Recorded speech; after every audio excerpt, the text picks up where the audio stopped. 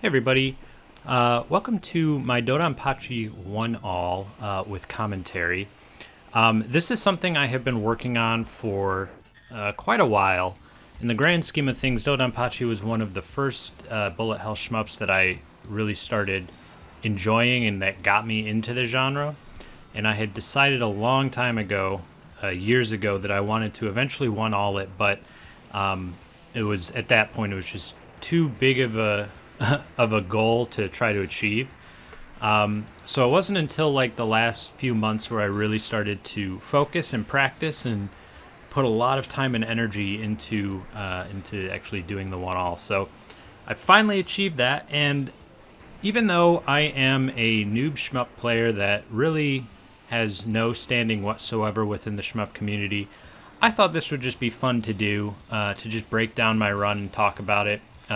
Because I like doing this with other things as well, so I figured this would kind of just be an entertaining little video that hopefully maybe some people who are also newer to shmups and who are maybe trying to 1 all DoDonPachi as well might find useful.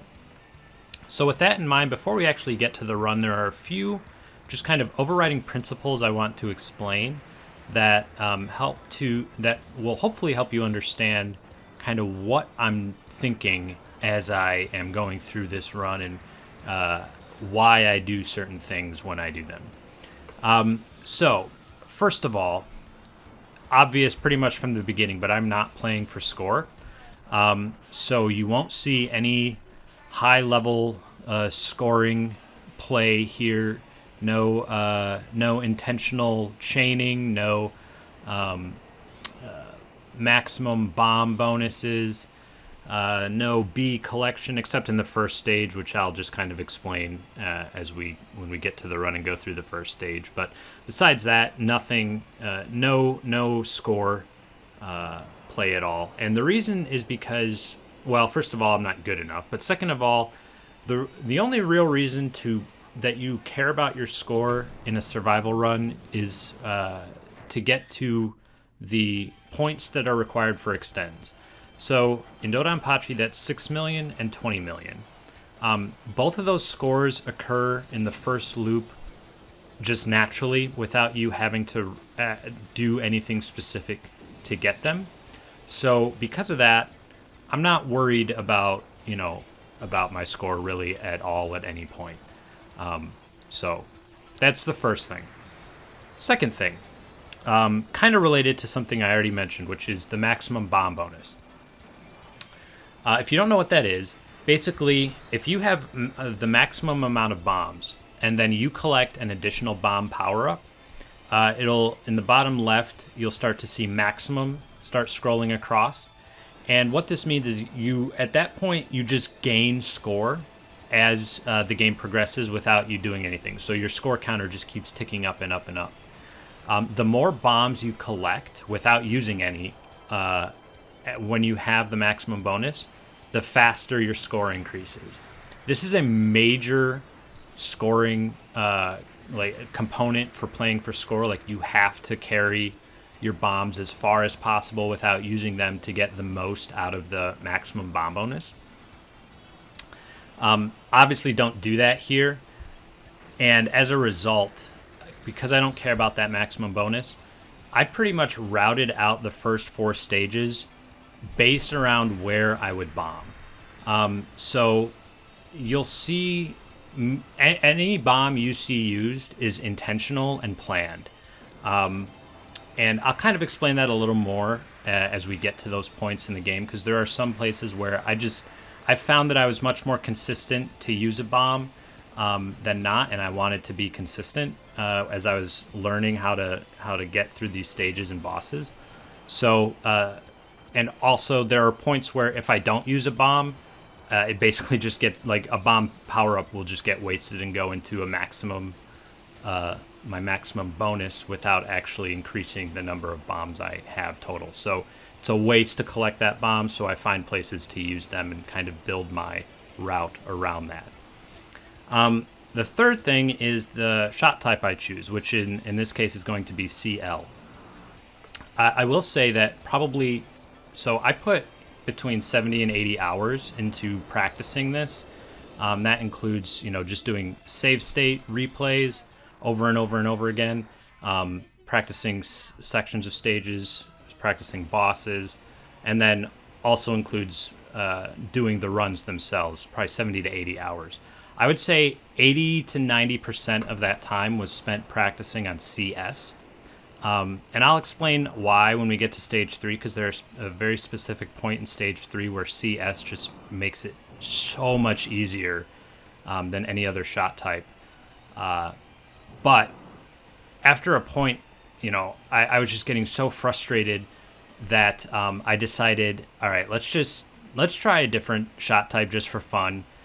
So I chose CL, and I was shocked to find how easy the game became after I started playing with CL. Actually, to the point where I had spent months working towards a 1-all on CS, and then within 10 days of switching to CL, I finally got that 1-all.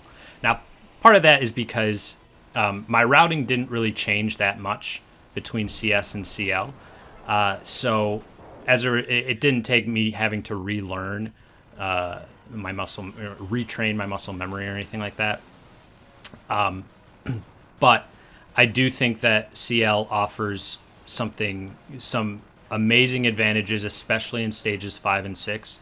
So if you are planning on or trying to get a 1-all in DoDonPachi and you're a newer shmup player, I would strongly recommend just starting with CL and practicing with CL, because it is it's kind of absurd how much easier it is than, well, at least CS. I haven't given that much attention to any of the other shot types, but my recommendation is CL is probably the easiest shot type to get a 1-all with in this game.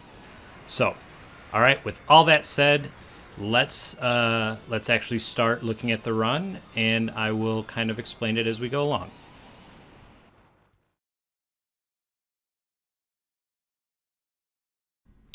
All right, everybody. One other thing I did want to mention real quick before the run gets started. If you are planning on playing DoDonPachi, I would strongly recommend enabling autofire on your emulator, assuming you're using MAME or something. It's not cheating. I kind of had that hang up when I started, but don't think that way. It is not cheating. It will save your hand, your wrist, a lot of pain, and it'll make the game easier to do. All right, so stage 1, not really too much to talk about. It's an easy enough stage to to understand and to kind of learn how to get through it in the optimal way. I will say I am you'll notice I'm collecting the bees. The bees give score.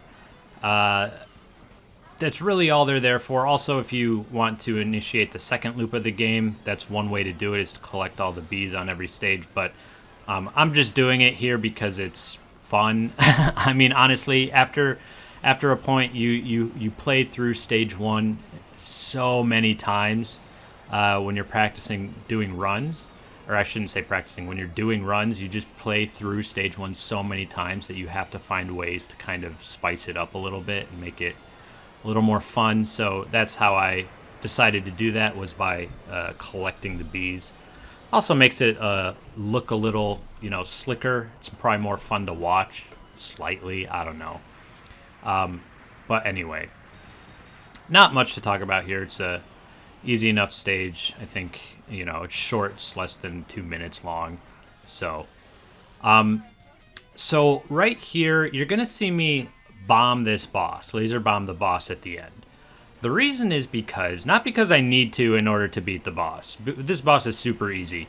But rather it's because boss fights are the only point in the game where you can speed things up.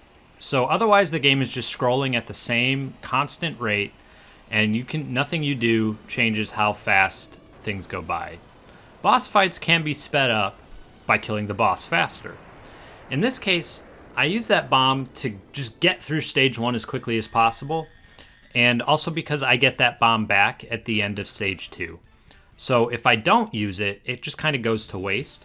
And I figure you know, speeding that up just to stave off the insanity that much is probably worth it. I actually do the same thing at the end of stage 2 as well with this boss, just because of you get a bomb back again in the middle of stage 3. So there's no real reason not to, honestly.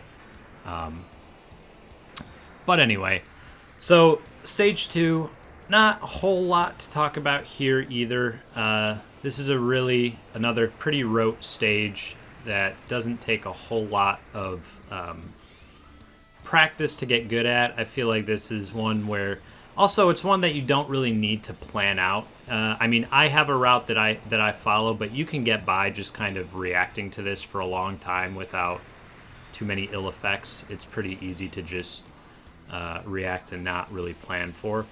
This mid-boss gave me trouble when I was very new to the game, but if you follow kind of the patterns that I'm doing right there, where I kill the two groups of turrets on either side of the boss, and then just stick my laser on him for the rest of the time, it's really easy. Those turrets are kind of the thing that can mess you up if you don't take care of them right away. But once I figured that out, which I did pretty quickly, that mid-boss became no problem. All right, now going into this boss, destroy you're going to see me point blank those two pieces on the left there. Make sure you back up right as soon as that hatch starts to open, because if you don't, it'll shoot bullets that are really difficult to avoid. However, make sure you kill those 3 things, because then what you just saw is a lot easier to dodge. Otherwise, if you don't kill those 3, the first shot looks something like that, where there are a lot more things that you have to deal with.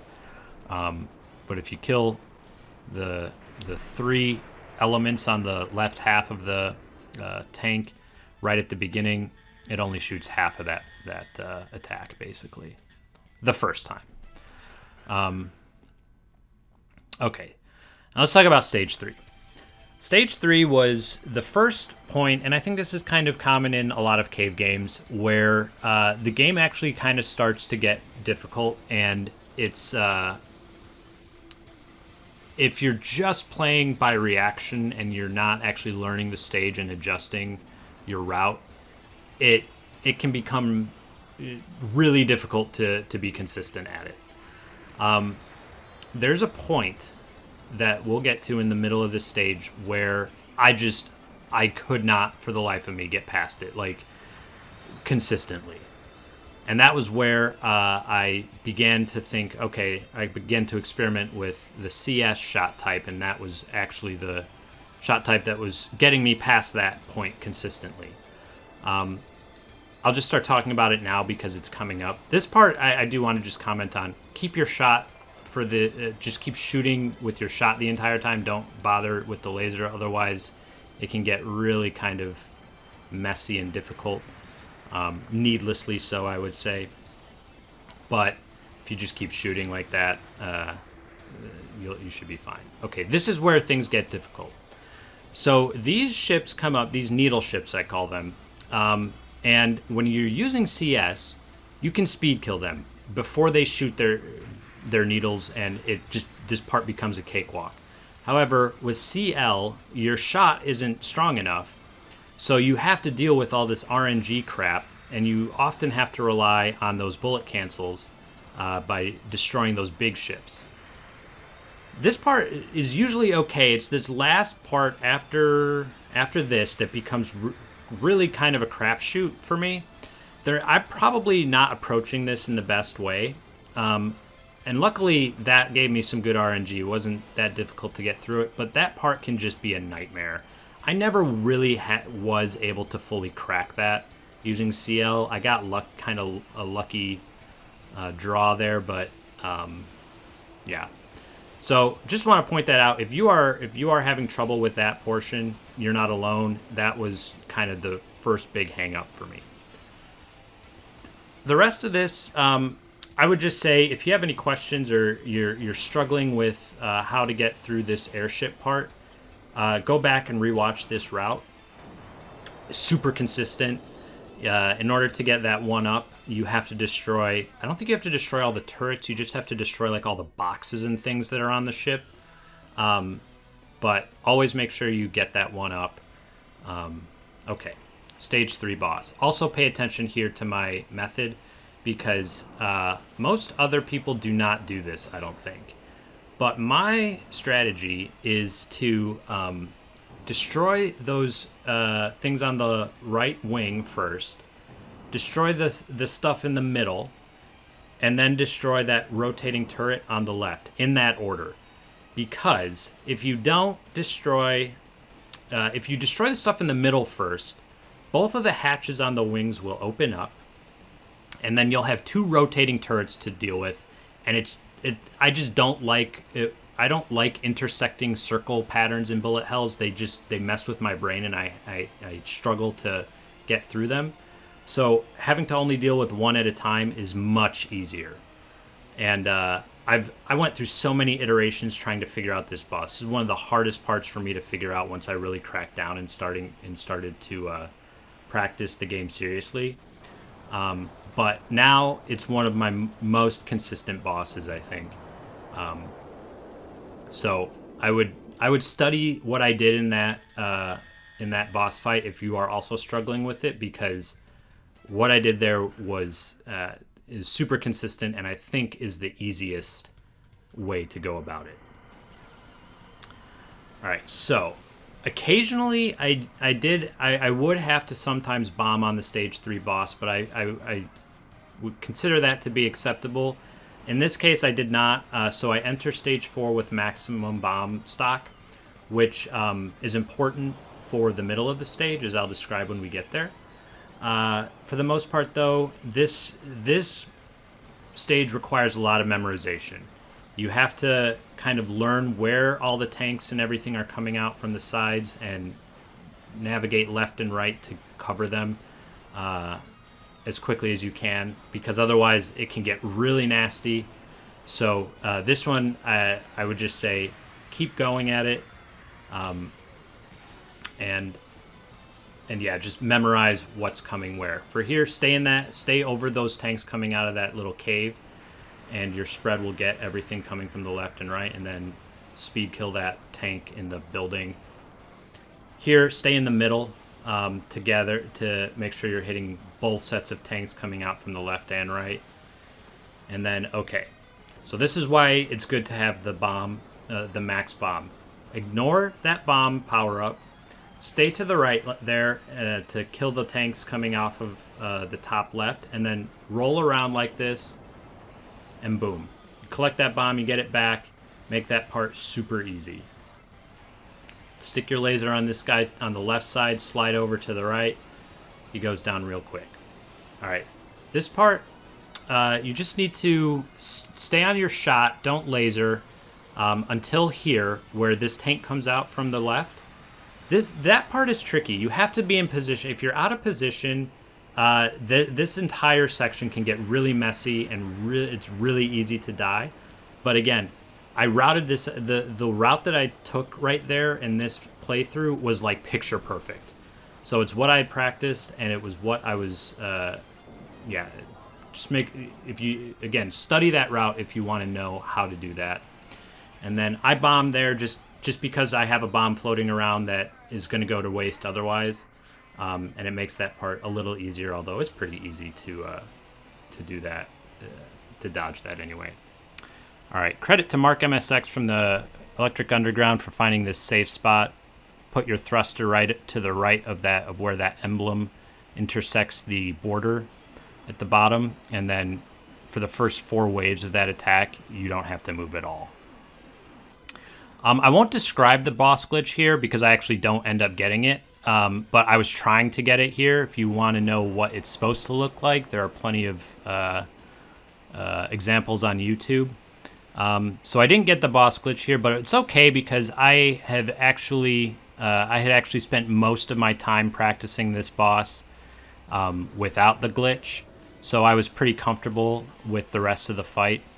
I did end up laser bombing, but I figured it was worth it just to make sure I got through this fight because I knew at this point I was playing really well. And although I would love to go into stage 5 with full bomb stock, I figured this was fine. And it ended up being fine because this next stage 5 is like my greatest 4 minutes of gaming ever. I have never played stage 5 as well as I play it here, and I doubt I could do it again so soon. It would probably take me a dozen hours or more to get to play this stage as smoothly as I did here. But this is where CL, in my opinion, really shows its strength as a shot type. This entire opening portion is really, really easy with CL because the laser just absolutely annihilates those turrets on the left and the right and the tanks in the middle. My goodness. And then you kind of got to juggle between, your shot and your laser here, but I don't know. I'm just going to say I think this, I really did a good job here of maneuvering through all these bullets. This is not my usual performance in this stage. I usually have to bomb there, but somehow I made it through without bombing. This part, you want to get on this tank that comes down the middle right away, and then move up to the top, sweep along to the right there to get all those turrets, and to point blank and speed kill that tank in the middle, which you may not have even noticed was coming out. These turrets can be a little nasty, but if you position yourself right, your spread can get both sides at the same time, which is great. So, okay, now we're in the kind of the Hall of Hell, as it has colloquially become known. And I did bomb there. I can rarely get through this part without bombing at least once, and I actually end up having to bomb twice at this part of the game. But again, I recognize I'm doing a lot better than I usually do at this point, so I was okay with that. There's some insane dodges here. I got an absolutely clutch cancel with this bunker right here. Wow, that was so perfectly timed. I'm congratulating myself because I'm so proud of myself there. And then look at these dodges here. There are two right in a row. I have no idea how I did that. I could not do that again. So that entire sequence was like the best I have ever done at that portion, and I am so super proud of it. Of everything in this run, that is probably the part that I am most proud of.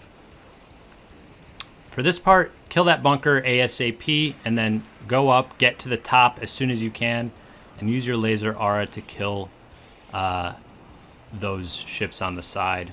And then we are now entering the stage 5 boss, who I have to say is mostly a pushover. There are a bunch of safe spaces for this boss, including right at the beginning here, which is great. This boss is so much easier with a single bomb, though. So I don't see many people doing this, but go up into that kind of corridor there to the left wing, stick on the wing, and then kill as many of those pods as you can. And then I'm super proud of this, too. I go down and use my laser bomb aura to nick that pod that was on the right. If you don't kill those pods, they can kill you while you're sitting in this safe spot cradle right before the bombs start dropping. But I got some good RNG with those bombs too. Dismounting from that safe spot can be a real pain in the butt. But I was able to get through it and somehow no miss that entire level. I've done that maybe once or twice in all of my practices. So I was feeling good coming into stage 6. And this, the opening to stage 6 is pretty, my route here is pretty safe. It's not a very difficult portion of the game. This whole kind of opening is pretty simple, I would say, comparatively to what you see in stage 5. So I felt pretty good about coming into this, and then with this tank on the left and then the big one that comes on the right, just stick your laser to it right away. Boom. No problem. So at this point, I have no bombs. I'm really just kind of playing all out now. Using your shot here is probably the best way to do it. It adds a little bit of slowdown. And there are just a lot of enemies that pop up all over the place. When you get to this portion, though, the laser is the way to go to kill these two big ships. And then grab that bomb. I knew at this point I was probably going to have to bomb. I did a pretty clutch bomb right there. A couple more frames and I would have been dead. And at this point I was like, okay, I have no bombs. There are no more bombs coming until the very, very end of this stage. I have to play the best that I have ever played this stage 6. And I did. I never can get through this part without bombing at least once. I don't know. Like, it was right around this point where I was like, holy crap. Like, I had my jaw had dropped at this point, and I was like, I've never done that before. And I knew at this point I had the 1-all. I just had to not totally royally screw up. I was expecting to die at any point. Right here, somehow that didn't kill me, or that. And then, it was like, at any point I'm going to die. I carried this first life a lot farther than I ever have, but it was right around here that I finally lost it. Boom. But that was okay. I was expecting it. And then at this point, I died again right here. And that was a really frustrating death because, like, I lost all those bombs, and I was just like, at that point I was like, all right, I gotta play this safe. Don't worry about bombing here. Just do it to get through this section. So I bombed twice to get to the end of the stage. And moving in now to the stage 6 boss fight, final boss on loop 1. Pay attention to how I dodge this first pattern, because I've never seen anyone else do it this way. I'm sure other people have, and I'm sure they're on YouTube, but I haven't seen it. I think this is the easiest way to do this one, is to just dodge left and right. That's kind of my philosophy for tough patterns, is the fewer dimensions you have to try to dodge in, the easier it is. So that's kind of my philosophy for that, and it worked out.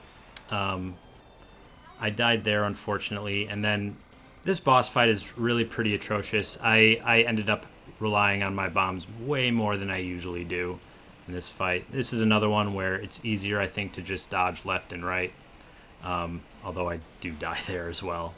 That was a rare death. I almost never die on that pattern. And then from here on out, it's just like anytime there's a sign of trouble, I'm like, okay, I can't risk it. I don't want to. I need to get this 1-all. I've been trying for dozens and dozens of hours. I don't care if this looks bad. I am just going to bomb my way through the last part of this fight. I can dodge that shuriken attack. Actually, it's like a 50-50 that I can dodge that, but I wasn't about to risk it. And then the last attack from that boss, so nasty. The hardest attack, I think, in the game to dodge, or one of them anyway. And I have not been able to practice, like in all my practices, I've never made it through that pattern without bombing. So I knew I was going to have to bomb there anyway. But hey, I got the 1-all. It was a long road. So like I mentioned in the intro, 70 to 80 hours of practice and learning this game, the first loop, to get through to the end. Well, the first loop, obviously it's not a 2-all. It's not technically beating the game, I guess, because I never made it to the true last boss, but I'm going to take the 1-all. That is a huge accomplishment for me. I'm super proud of this run. And I hope you have enjoyed watching this and maybe learning something, especially if you are trying yourself for your own 1-all.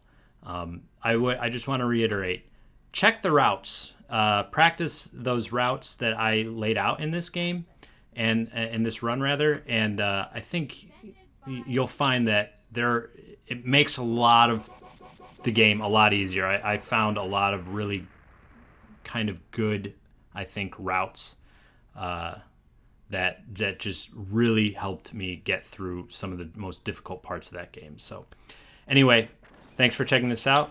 I will see you later. Bye-bye.